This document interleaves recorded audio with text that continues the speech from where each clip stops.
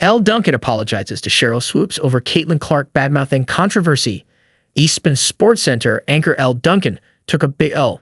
During Thursday's installment of her Elle Duncan Show, Duncan said WNBA legend Sheryl Swoopes seemed to be spreading hate about Caitlin Clark while reacting to Swoopes' recent remarks about the Fever rookie on her Queens of the Court podcast. Duncan then issued a public apology to Swoopes a day later, explaining that she failed to listen to Swoopes' comments in full before discussing them publicly on her show. Alert ******* Elle Duncan calls out Sheryl Swoopes for her hateful comments on a Caitlin Clark 22 must-watch.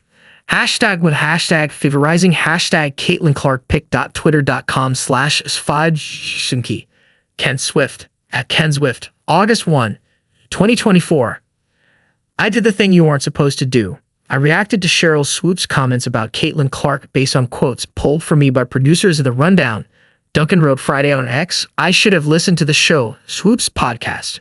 The same thing I implored fans to do when they were attacking me a couple months back for hating on her. I hate that I've sent more vitriol her direction and I'm taking this big ol'. I've texted Sheryl the same thing. I will do better. I am sorry. When someone thanked her for confirming that it was indeed the producers pushing these narratives, Duncan refuted it and shouldered the blame. Nope, not producers' fault either. They are putting an entire show together, and it is the responsibility of the talent to do their research, she said. This is on me for rushing, for not taking my time and just reacting. This is my L. This isn't their fault, Duncan wrote in another post. The podcast rundown is basically a collection of notes. The research should have been on me. It's my voice. I need to be responsible for what's coming out of it.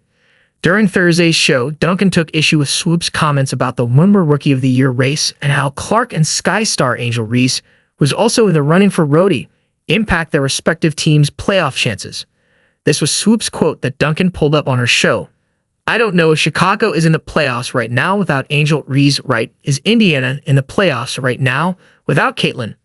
When you look at the overall team, like the pieces that they have, without question, Indiana has better players than Chicago from top to bottom. No doubt about it. It was a snippet of a larger conversation in which Swoopes and her co-host, Jordan Liggins Robinson, were explaining their picks for the Women's Rhodey. Swoopes chose Reese and Robinson picked Clark, the no. 1 overall selection by the Fever in this year's WNBA draft. Swoopes has long supported Reese before the Sky selected her with the no 7 overall pick in the 2024 WNBA draft. I love her, but she's wrong here, Duncan said of Swoopes. She's had some thoughts previously about Caitlin.